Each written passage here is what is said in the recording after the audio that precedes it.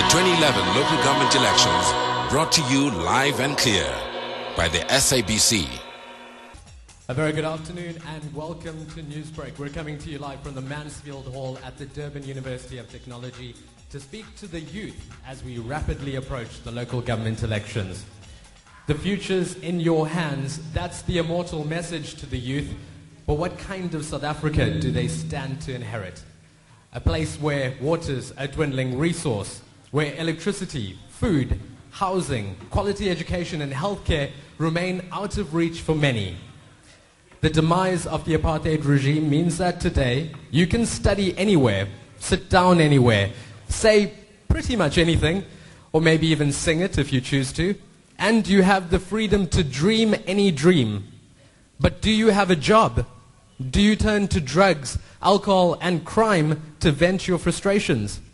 As the gap between rich and poor continues to widen in this country, young people take to the streets in service delivery protests, and violence at our places of learning has become an uneasy reality.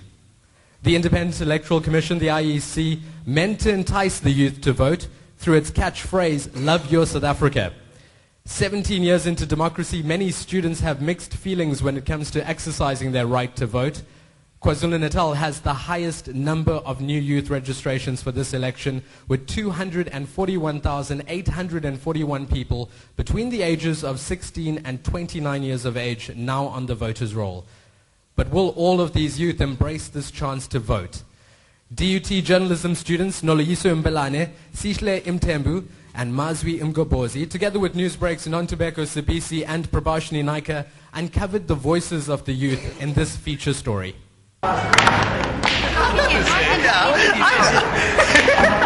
It's lunchtime on a Durban city campus and students are taking a break, worried about assignments and tests. But what about the elections? I'm Mazwim Kobozi, a third-year journalism student at DUT. Hi, how are you, man? What's happening, man? My name is... Having walked around campus, I asked my fellow students what their plans are for the elections. I am not going to vote. Why? Because I did not register. But why didn't you register? I did not register because I feel whether or not we vote as the youth, it's still going to have the same people in charge. Why did you not register to vote? You've got a stupid government. You can't change these laws. So, have you registered to vote? No. They only want to make a change on something when they need our votes. Throughout the other times, everything, we make so many complaints about crime, about so many other things going wrong in Chatsworth, but then nothing happens. But all of a sudden, when it's near election time, then they want to come and say, no, we're fighting for this, we're fighting for that, and I don't like it. Some students were uneasy with the current stance taken by political parties, even going as far as to say that party leaders do not understand the youth. It's like they don't understand what we want. I don't know if it's the age thing or what. In terms of employment and stuff like that, I don't think things are fair the way it is. And as a young Indian woman, I'm actually quite scared for myself. I mean, fine, I'm studying and stuff like that, but I'm so scared that my qualifications are not going to get me anywhere because of my race. You see it in the news day in, day out, and they're promising. You're going to be still waiting and waiting and waiting. I don't know. You can die and still wait. There won't be any change. We voted for different leaders. They do the same thing the same guy did yesterday. The next person is going to do the same thing. Where's the change in that? Meanwhile, the IEC says the youth is increasing its participation in electoral politics in KwaZulu-Natal, which is encouraging, and we are quite happy with that. Yes, not every young person has registered. We are still encouraging them to register, and we encourage them to participate on voting day. So if you look at our voter patterns, we still find more young people participating in these elections, although not all of them. But not all students are dissatisfied with the electoral process. Noloyiso Mbelane reports. The freedom to vote is a right that 20-year-old DUT student Mitchell Harper will exercise come May the 18th. For Harper, voting gives him a chance to air his views. It's interesting because we've got a different political landscape than we used to have with the accompanying of new individuals, is looking pretty interesting. It's going to be different. Hopefully people turn out in their numbers to vote, and we'll get new results and something that will benefit not only our local government but our municipality in total. My biggest grievance at the moment has to do with public transport. We used to have a full functioning bus system up until about 2 years ago, and then there was a minor investigation into Remnant Alton, who were at one stage running the buses, and now we've heard nothing about it. We still have buses running, but not as frequently, that needs to serve people who live outside Durban. Will anything arise from your grievances in terms of who you'll vote for? It'll definitely make a difference, but then again, the proof is only in the pudding after you've actually made your vote. With the local government elections just 3 weeks away, the chance to educate the youth on the importance of voting is fast running out. A lack of voter education is proving to be a stumbling block to students voicing their concerns through their vote. But will youth apathy affect the outcome at the polls? Only time will tell. This is Newsbreak Well, on very good Lotus afternoon once FM. again. This is Newsbreak's election debate coming to you live from the Mansfield Hall at the Durban University of Technology. We're here to interrogate the parties and how they plan to fix the problems that confront you on a daily basis.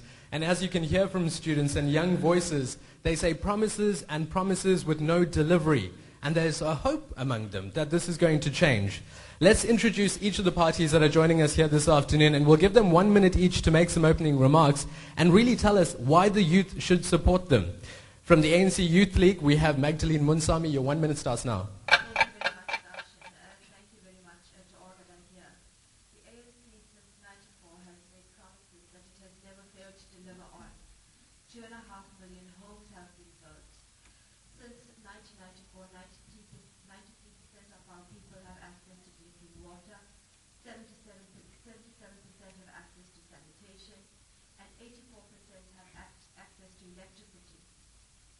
Over and above this, we have also provided 14.5 million grants to people, and crime has declined since 2010 by 8.6%. We are committed to building local communities, creating employment and decent work as well as sustainable livelihoods, to improve access to local services and broaden access thereof, to building a united and integrated non-racial and safer community for all, to promote active community participation, and to ensure that there is effective and accountable and clean local governance that works together with national and provincial government. The promises that we have made as the African National Congress since we came into power in 1994, and to date, we have never withdrawn or retreated from the promises to our people. We will continue to deliver. This local government election will definitely be an indication of the test of the strength that the African National Congress has managed to provide towards this nation, and it will most definitely, as has been indicated. Thank you very much, Magdalene Munsami from the ANC Youth League. Next up, we'll invite the Democratic Alliance's youth leader, Mbali Ntuli. Thank you and good afternoon to everyone. I think just hearing from the comments that the young people made, it is a serious indictment on our government as well as a serious concern with the people of South Africa that 17 years into democracy, we still have our young people faced with the full force of South Africa's problem, be it crime, unemployment, drugs, and other social issues. And I think that that's why these elections are going to be incredibly exciting, because for the first time, our young people are going to be given the opportunity to look at the governments that have been having a service record and really decide for themselves which one works for them. And I'm sure that they will find that the Democratic Alliance and the Democratic Alliance Youth are the only party in South Africa that are not just speaking, but are actually doing something that affects young people. I could speak of our wage subsidy, which is helping alleviate the unemployment crisis. I could speak about the fact that we are now going to be restructuring the NSFAS scheme, which affects all young students and anyone who wants to go into further tertiary education. We could speak about scrapping our VAT on textbooks and other. Thank you very much, Mbali Ntuli from the Democratic Alliance. Next up, let's invite the Inkatha Freedom Party's Dr. Usha Rupnarayan. Thank you. A very good afternoon to you listeners. We in the IFP are saying that this election is about you. But I want to go a step further and say that this election is about the youth of South Africa. It is about your community, your needs, and your municipality. Local government is the closest to the people. It is the coalface of service delivery. And the IFP believes that we need high standards of service delivery, trustworthy councillors, and we insist on the highest standards of good governance. We have no place for cronyism, corruption, and cadreship. We believe that the youth must be champions of democracy. We'd like to see ourselves as an alternative choice to other parties. We believe that the youth of South Africa need a democratic space to articulate their views. And this must translate into action. We are tired of promises and words, rhetoric. We need action, not talk. The youth need to arm themselves with political knowledge so that they are able to make choices about themselves. The IFP is strong. Thank you very much, Dr. Usha Rupnarayan from the Inkatha Freedom Party, and our final member of the panel, the Minority Front's Bradley Singh. Good day, listeners. The Minority Front is the only party that tackle issues on youth. We have asked Parliament to scrap affirmative action, and any child which was born after 1994 should not be disadvantaged due to the fact when this child was born, he was born in a democratic era. Unemployment is the greatest challenge for the youth of South Africa. Youth age between 18 and 35, which was supposed to be economically active, is unemployed and are still suffering because of fraud and corruption and jobs for pals, while millions of youths pay the price for politicians who give their pals jobs. PEE is a joke, and the youth cannot be blamed because government has done nothing for them. So we ask every youth to put your faith in the Minority Front on the 18th of May and make a vote for change, because only change can set you free. Youth must understand that Africans, Indians, and colored youths have come from disadvantaged areas and families, while whites were privileged and are still privileged today. And local government must make sure that they help our youth. Thank you very much. Those are our panelists this afternoon from the 4 political party youth representatives joining us this afternoon. We also have a member of the IEC, Godfrey Naidu, who's with us today, a media analyst and DUT journalism lecturer, Advocate Robin Sulal. Thanks to both of you for being here this afternoon. We'll hear from both of them later in the program.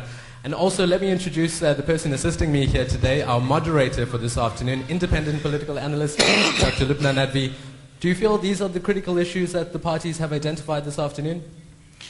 Well, I think that obviously they've raised a number of issues, and perhaps I don't know if one can, put them in order of importance or significance. But I think for me, clearly, listening to the package that you ran at the beginning, was that young people, particularly at university level, are concerned about leaving university and entering a society where they don't have jobs, they don't have further opportunities, and I think that seems to be one of the biggest issues. So, for example, what are political parties doing to create an enabling environment for young people so that when they do enter the working world, do they have something to go to? There's also things like the public transport issue. I think it's in Durban a very big issue, especially for young people who don't have cars, many of them. They have to take public transport. They need safe public transport so that they can get around in terms of their own personal security. I think in terms of other issues, for example, when young people get an education, are they, or a school education, can they study further? So I think the issue of the cost of education is something that wasn't necessarily picked up on, but I think that's something that's quite important. So I think they have identified key issues, but I'd like to hear the political parties say what are they going to do about those specific things. And as a lecturer at DUT, at UKZN, you've noticed that really financial aid is quite a major issue, and that really leads to protests at many of our campuses and institutions. Well, absolutely. We've seen at both universities, UKZN and DUT, that financial issues, exclusions, residence and accommodation issues are really some of the things that get students toy-toying because, if a student is excluded halfway through their degree, obviously it's quite traumatic. So I think that what are we doing in terms of providing subsidized education? I mean, I think it's a much bigger question, but obviously we have to look at how are we creating opportunities for our young people to make sure that they have the education they need to be able to survive in the real world. I see some of our parties wish to respond. I recognize first Bradley Singh from the MF. Okay, yes, ma'am. Thank you very much. The MF has motioned Parliament for the Youth Employment Bill in 2009. That Youth Employment Bill will assist youth from a tender age, like in primary school, where they will carry them, government must support them, create jobs for them, even if they make the wrong decision and choose the wrong career. The government must carry them and say, you know what, you've made a wrong decision, go ahead and go in another field that you want to go in. So, ma'am, the Minority Front is fighting for education in our youth, and very strongly affirmative action, because that demoralizes the youth, especially from the minority groups. Well, let's look at the issue of affirmative action, and I guess we'd have to put that into the ANC Youth League. Magdalene Munsami, how are you dealing with the issue of affirmative action? And when we look at statements coming from senior members of the political party, look at government spokesperson Jimmy Manyi's comments about, looking at he really stirred up a hornet's nest when he said there was an over-concentration of coloureds in the Western Cape, that Indians had bargained their way to the top. Are these really helpful to our democracy, and do they lead to ensuring that job creation is something we achieve?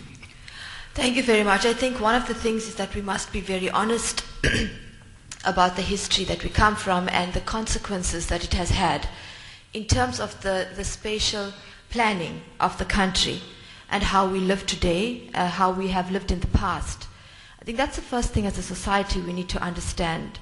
And as a consequence of that, you would know that the settlement of the Indian people, which in no way has had any bearing or consequence on any kind of drafting legislation. The principle behind the matter is that the African National Congress is an organization that focuses on non-racism, non-sexism.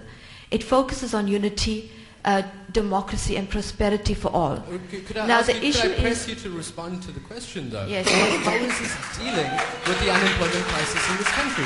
We see statistics out that say 30% of our country is unemployed.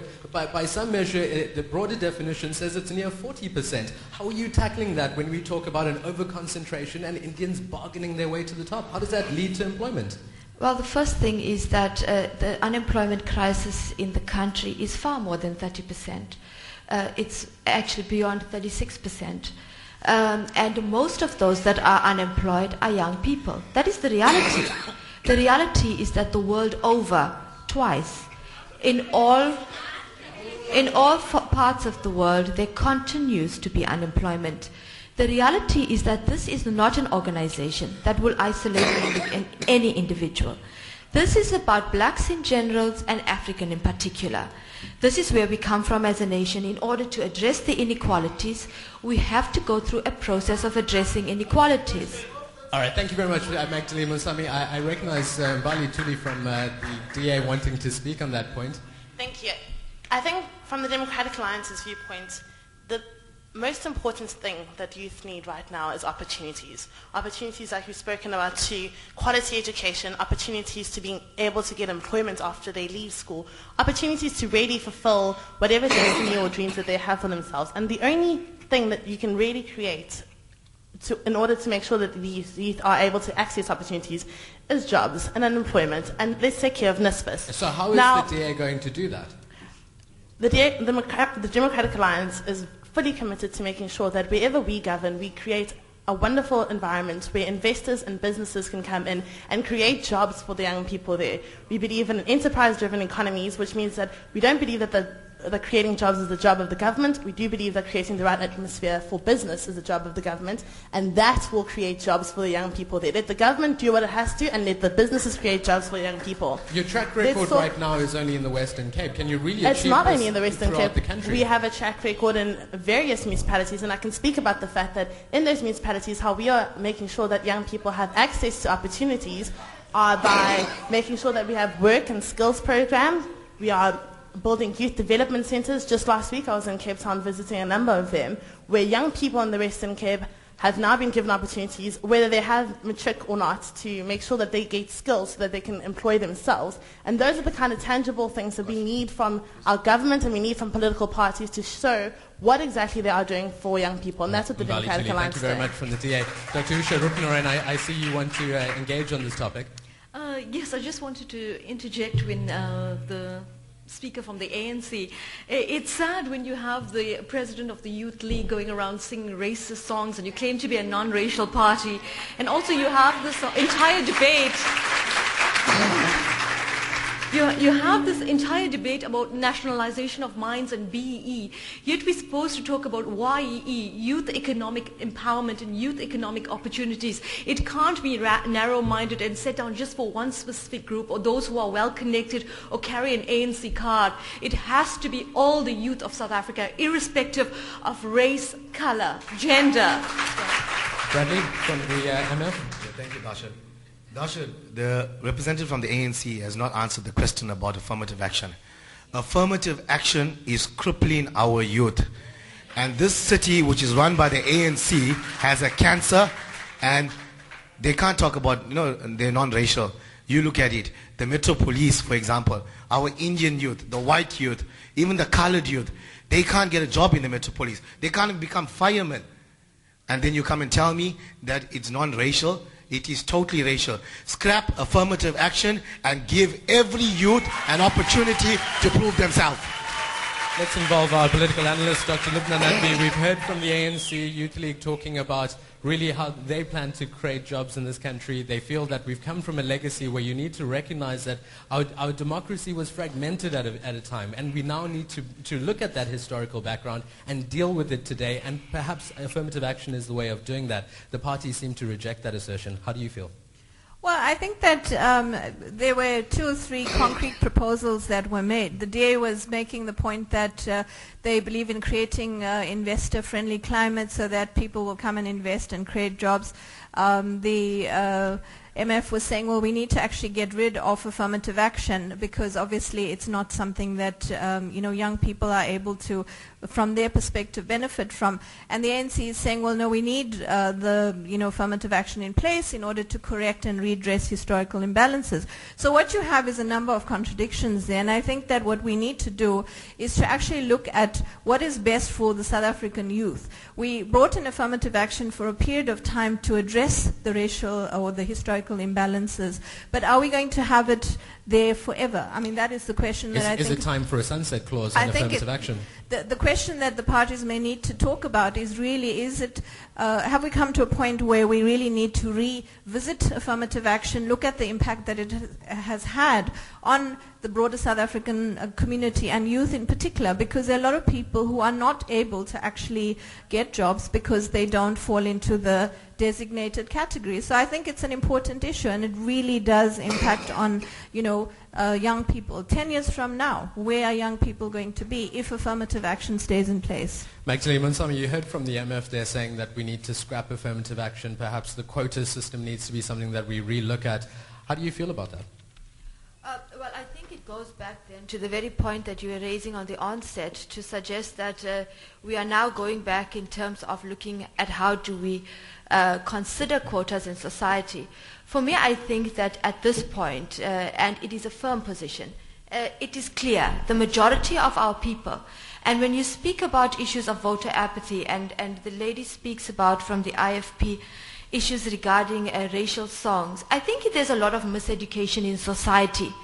Let us first start to understand, where do we stand as a society? Have we reached a point where we see each other and understand the difficulties of the most vulnerable that exist in society, that are most marginalized and that are on the periphery outside of the economic mainstream? Well, let's ask that same question to you then. We've been 17 years into this new democracy.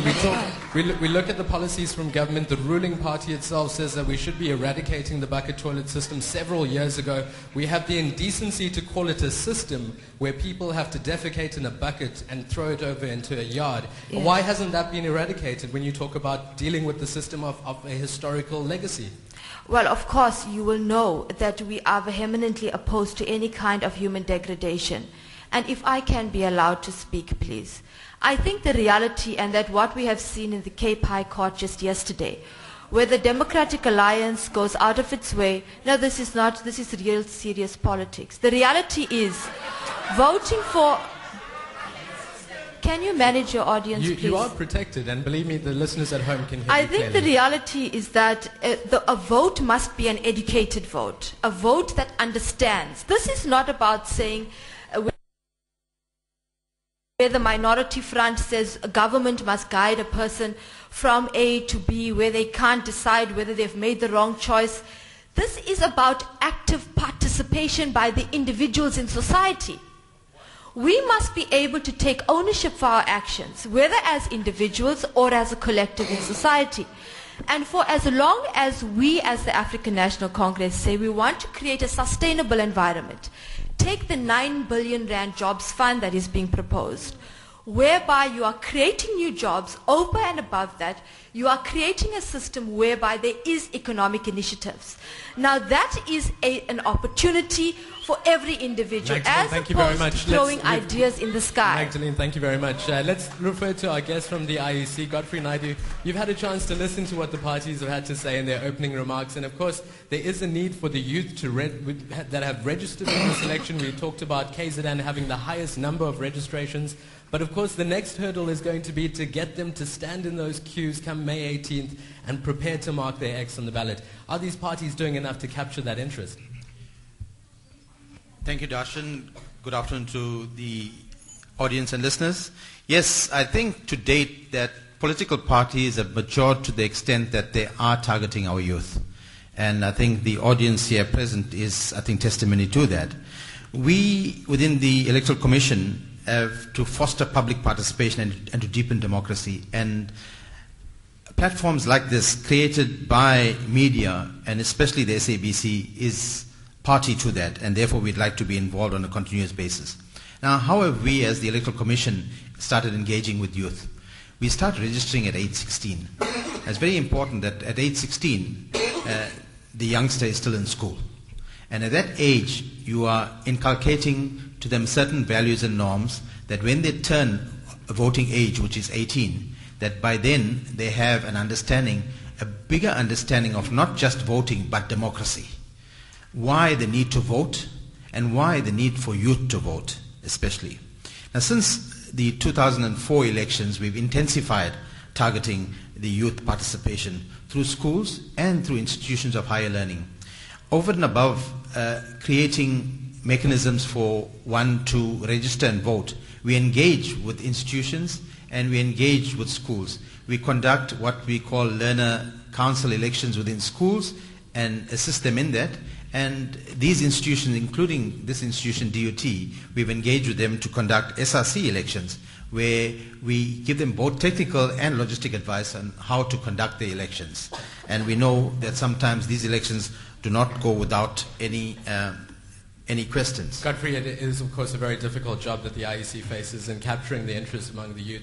And of course there's always this constant debate about whether the voting age should be lowered. When we look at the law currently, you can have an abortion without any questions asked at the age of 14. You can have sex legally under the age of consent at 16, but you're only allowed to vote at the age of 18. Perhaps that's something that we need to discuss this afternoon, but we're going to take a short break. When we do return, we'll take questions from the audience, and I'm sure many of you are interested in doing that.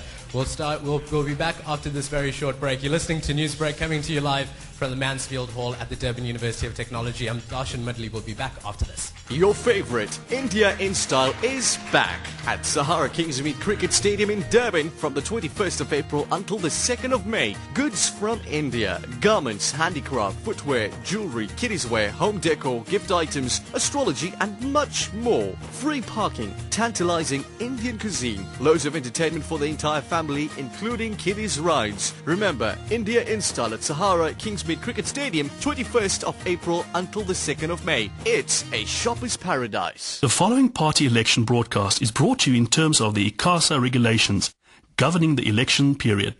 The views expressed in this party election broadcast are those of the political party and not those of the SABC. I can say hello in 11 languages. Hello, goeiemiddag, sawubona, dumela. For less than 70 cents a day, 8-year-old Spoo has learned the art of greeting everyone in our country by watching Takalani Sesame every day on SABC1. Pay your TV license and make a difference to your children's education.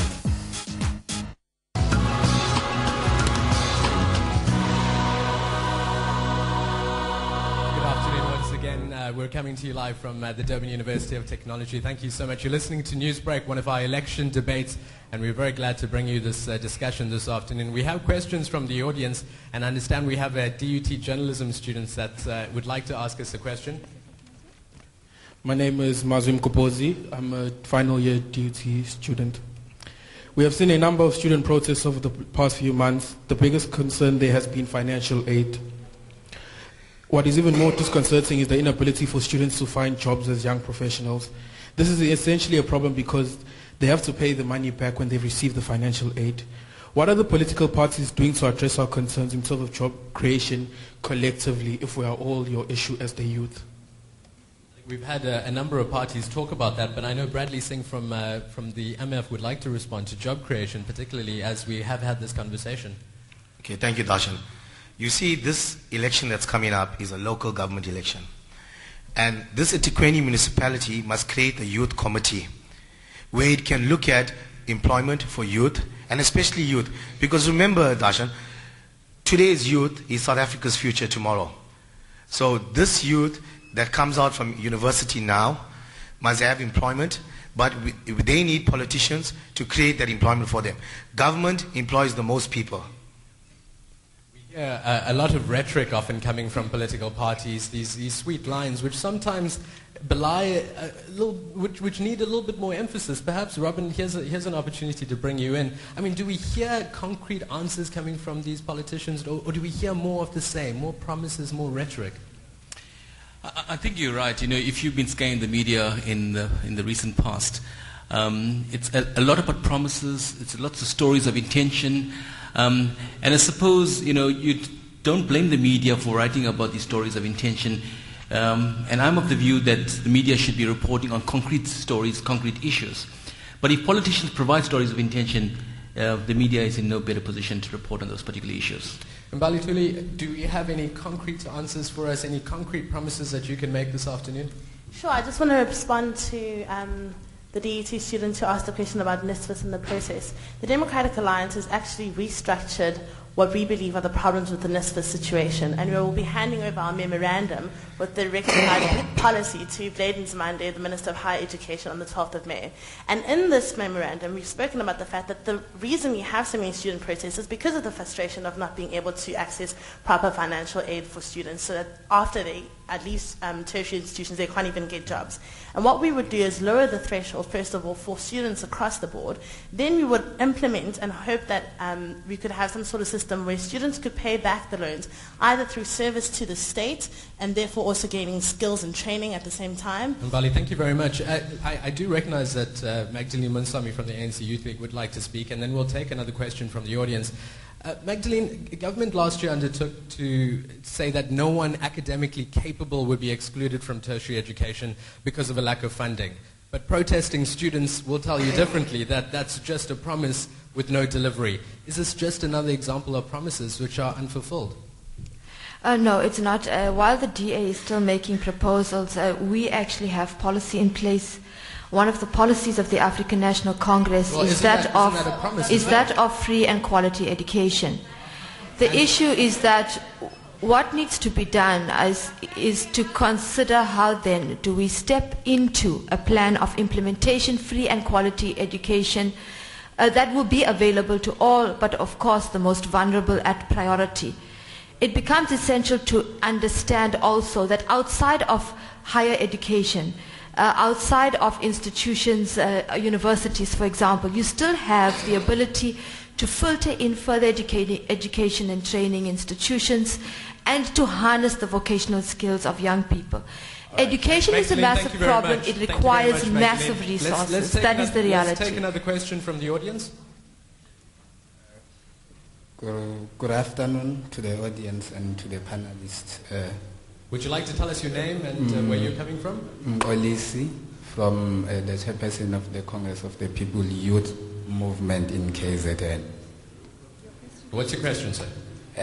Firstly, I'm not sure because I'm not undermining anybody, but I don't think I have a specific question to this panelist, but I can only come with a comment.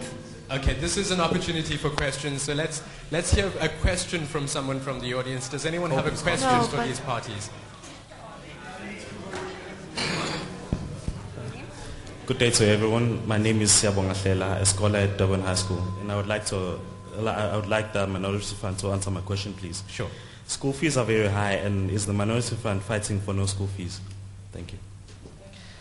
Are you a member of the Minority Front, sir? Well, let's give Bradley an opportunity to respond to that. Okay. That's a very good question that the young man posed to me. Hey, is he a member of your party? No, he's not a member of my party. I think he's a member of the Democratic Alliance. However, the MF has demanded that there be a 100%, all schools in the province must be 100% no paying school fees. Right? So universal access to education.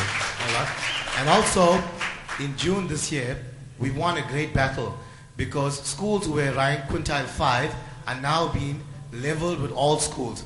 So that was a great victory for us as the Minority Front because we fought for it and no one else fought for it. So no one else must come and say that when that school fees come, zero school fees for children, they fought for it. They did nothing for the people, only we did it. Dr. Usha Rupnarayan from the IFP. Thank you. I was just going to respond to the presenter. She was articulating policy on education, and recent research shows that the quality of education in South Africa is one of the lowest in the world. And she's articulating policy when the ANC is in government, and they have been in government, and twice over they have had 2/3 majority, so they could have changed the system when they wanted it to make it more inclusive, more open, and more equal. Does anyone from the audience have a question about drugs? That's a major issue that affects the youth today. Can we have a question about that from someone from the audience? And we'll praise the question by saying that she is wearing a DA shirt. Ma'am, your name? And proudly so, Nicole Graham. My question is predominantly to the ANC and the DAs. I think they're probably the only issue that have got any chance of winning these elections. And that just relates to the issue of drugs. Drugs are a major problem everywhere, particularly in the Indian communities in KwaZulu-Natal. And you have more chance than you, honey. So I think the question is, what are those parties, the ANC and the DA, doing for drugs and drug issues and to ensure that... Sorry, people, Ma'am, chill. I think we've got the gist of your question. Thank you very much. And again, a word of warning. Let's try and be civil about our questions this afternoon as well. How are we dealing with the situation of drugs? Let's firstly, since the question is both to the ANC and the DA, let me precede that question with my own interpretation of what's happening. We've seen a situation developing in Chatsworth where 5 Metro police officers that were responsible for drug policing have now been moved to Mlazi. Instead of finding 5 police officers from other units, they disbanded a unit in Chatsworth and who were very successful in dealing with the drug problem in Chatsworth. ANC Youth League, Magdalene Munsami, why was this done and how do you plan to address the community? Excuse me? How do you plan to address the community of Chatsworth, win their votes, when you know very well that 5 Metro police officers responsible for policing in Chatsworth, for drug policing in Chatsworth, have now been disbanded? One of the most important things is that building a safer community, building a community that is integrated means that we must work together in ensuring that the levels of service delivery, whether it is from the police or whether it is from the community themselves, work hand in hand in so far as ensuring that these criminals are off the streets. Ours has always been firstly to look at how do we ensure that those young people currently who are facing challenges of drug and substance abuse find the corrective care. They find the kind of care that is available to them. Second to that, of course, the question is how do we ensure that we address these problems, and this is what I'm doing. Maybe people should start listening rather than preempting. I think the other issue is that we have taken on very strongly the issue of banning the advertising of alcohol. Ma'am, the question that I'm asking is, if you're sitting in front of a community of Chatsworth today who are saying to you there was a very successful drug policing unit that's now been disbanded, and perhaps let me involve the DA now, how would you respond to that community of Chatsworth? They say, we want these 5 police officers back. They were very successful. They had arrested drug lords, they had arrested runners, and had a very good track record in this community and are no longer there. The Democratic Alliance has actually been very vocal on this specific issue. And the main reason that this has happened is because of the 48% vacancy rate in the Metro Police, which is, again, an indictment on the ANC-led government in eThekwini. 48% of the vacancy rate means that we don't have enough police to make sure that these kind of units are still around.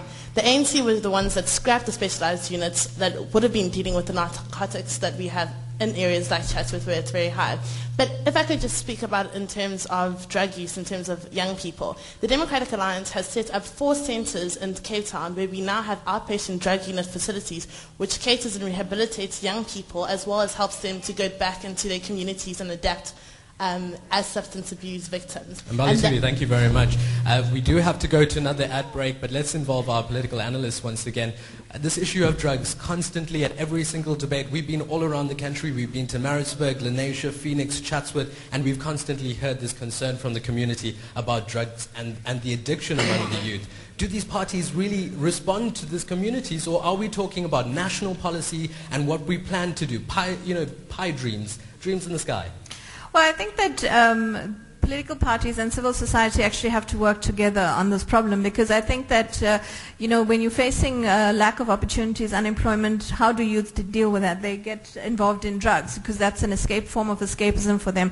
So I think that where you have units, for example, these policing units and other organizations that actually help to stop those drugs into those communities, they should not actually be closed down. So what civil society now has to do is to mobilize and make sure that those units come back, that they are reinstated, and that you actually have more of these organizations in place that ensure that drugs do not get into the hands of the youth. We'll take more questions after this short break. We'll go to an ad break. We'll be back after this news break, coming to you live from DUT with our youth debate.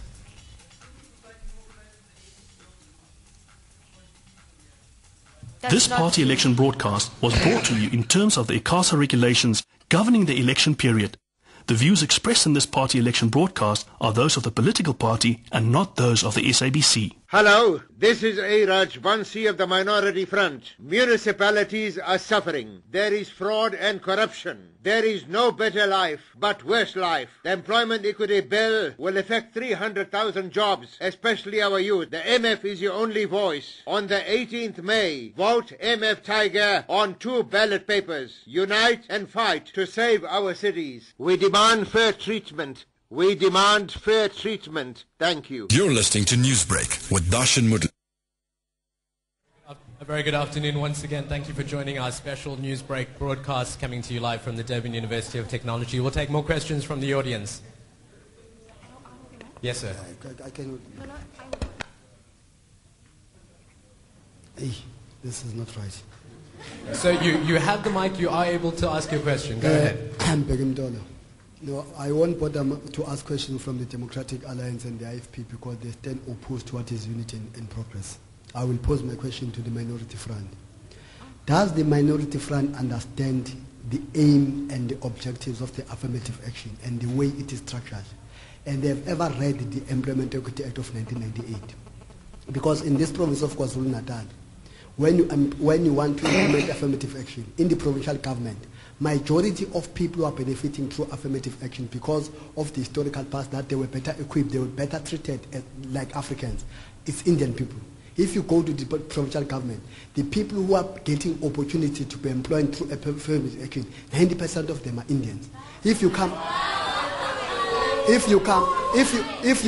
eThekwini municipality, if you come to eThekwini municipality, I will give specific in the budget 2007, 2008. All right, so if you can wrap up your point very quickly. Out of 12.7 billion capital budget that was spent, Africans only benefited 538 million. The rest, 10 billion, went to Indian people because they are part of, they are designated groups as black people. Perhaps your question would be better posed then to the ANC who have crafted the policy. But let's put it to the MF. Bradley Singh. Thank you, Darshan. This gentleman who's asking the question is very confused. Because firstly, let me tell you something. Let's not make personal insults. Let's actually answer his question. Yeah, let me tell you something. He said that Indian people are benefiting more. Look at the budget that was passed for 2011-2012. My ward, for example, where I'm the ward councillor for Ward 52, you want to know how much they gave us? 380,000 rand for infrastructure. So don't come here and tell us that Indian people are benefiting. Let me tell you something, my friend. What must be done is the playing fields must be level. 17 years have passed. We are still being treated as second-class citizens. The white people did that, now the African people are doing that. So stop treating us as second-class citizens. Let's take one more question from the audience. We don't have much time. We do have to start wrapping up. Okay. So you get to ask the last question on our show this afternoon. Sanbonan. I'm Mr. M. Kim Zimela from Mlazi. My question is straight to the ANC. How is the ANC going to speed up their free and quality education, because they have failed to do it provincially and nationally? For 17 years, our youth, they are still struggling. Thank you very much, sir. We appreciate that point, and I do recognize we do have one more person that would like to ask a question. We will give them a chance to do that. But Magdalene Munsami, of course, that question is to you, and I guess we can contextualize it this way. How accountable are you to the promises that you make? When you make a promise to deliver free housing, to deliver access to education, how accountable are you? And if you don't deliver on their promises, what mechanisms are there within the ANC to recall that councillor, to recall that person that's been deployed to achieve those goals? Of course, thank you very much. I think that the issue of accountability is one that shows by itself the track record of the ANC since its 17 years of freedom. As I've said in the introduction, the delivery on houses, electricity, sanitation and drinking water to our people has been expansive. Our priority will always be Africans in particular and blacks in general. On the issue of education, and when we speak about black in general, we understand then what that means. It means Indian colored people as well. I think the reality is that, I think the reality is that what needs to happen is that when we move forward in terms of understanding free and quality education, of course the challenges of student protests at universities. Many have had access to universities that in the past the doors of learning have been closed. Maxine, thank you very much. I'm not sure if I got an answer to my question, but let's go to the minority front next. A final question very briefly, ma'am. Good afternoon. My name is Annaline, and I just want to know from the DA, because I know that my ward councillor is in Chatsworth trying to get rid of drugs, while he's in Phoenix supporting drug lords. I want to know why is that? Why people in Phoenix are disadvantaged when he can go to Chatsworth and get rid of drugs? Why can't he do it in Phoenix in our ward when he's the councillor there? Thank you. Mbali Tuli from which ward, ma'am? Would you mind telling us? No, what does she want to know? Ward 49. She says that a councillor in the area is able to deal with drugs in one area but not in another. Yeah, Darshan, that is Councillor Ronnie Viren. He's standing for mayoral candidate, but that's a pie in the sky.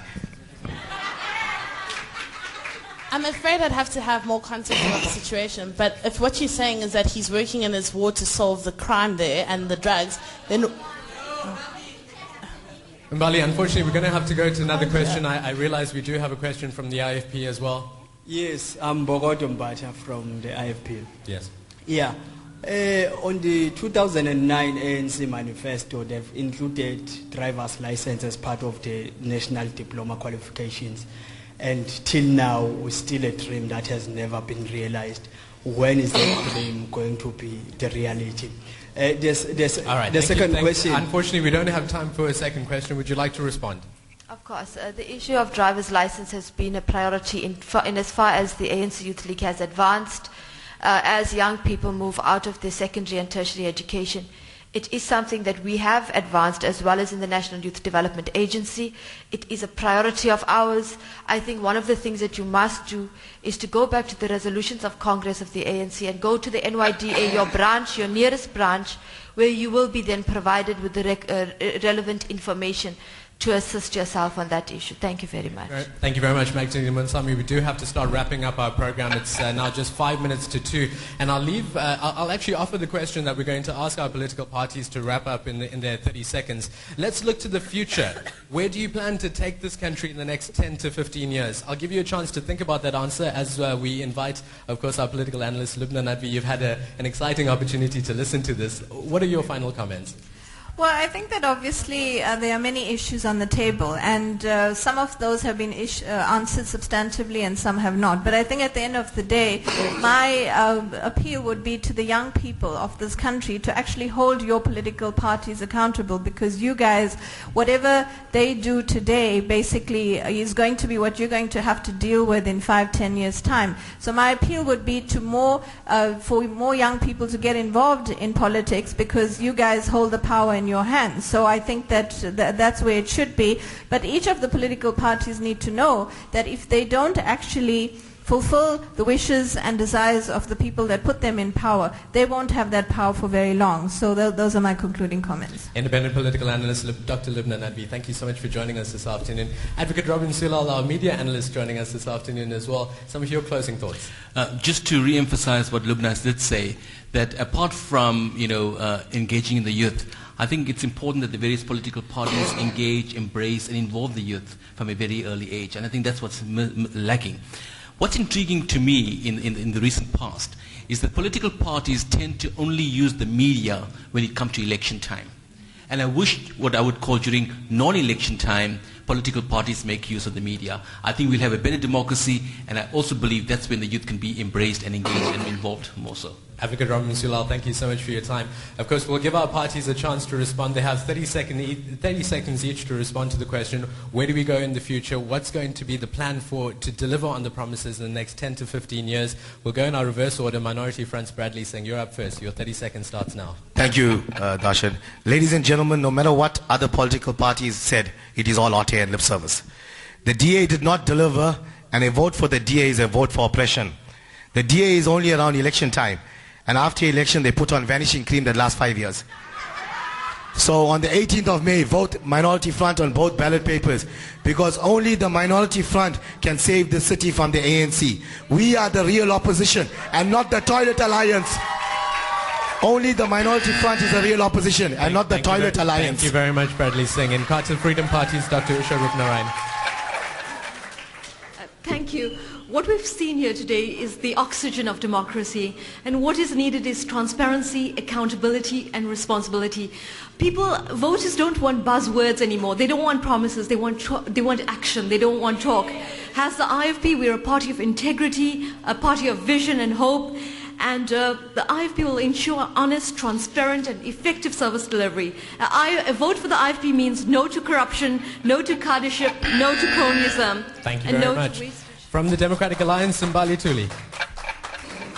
I would also like to echo what our moderator has said and say that the young people of South Africa really have a responsibility to themselves and for the future that they want. And if they want a future where they can access opportunities and really live in a truly democratic South Africa, then the Democratic Alliance is the only party that they can vote for, and the only party that is actually in government and has delivered to people, all people.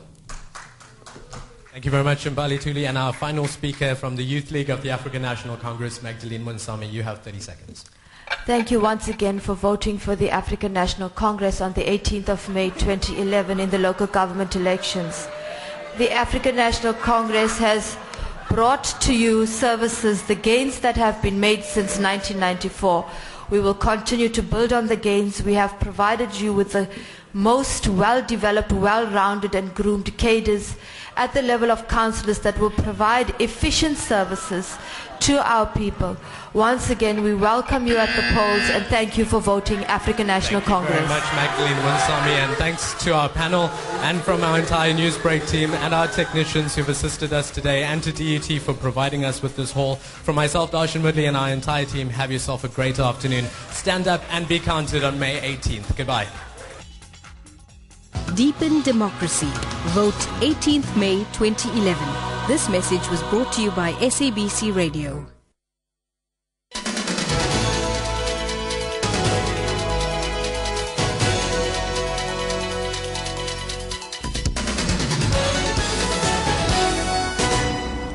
O'clock, good afternoon. DA leader Helen Zille has ridiculed ANC Youth League President Julius Malema for putting up 5 election posters in her street in the suburb of Marbury, while the ANC seems to be running short of posters.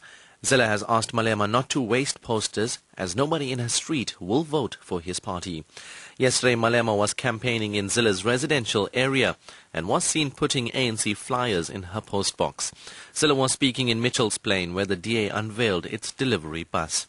The bus will be used in province-wide push over the next 20 days to get every DA supporter to go out and vote on the 18th of May. Voters who are unable to vote at their voting stations on May the 18th have until 5 p.m. on Tuesday to apply for a special vote. Special votes are for people who will be on duty during elections. They include police officers, members of the media, voting station staff and political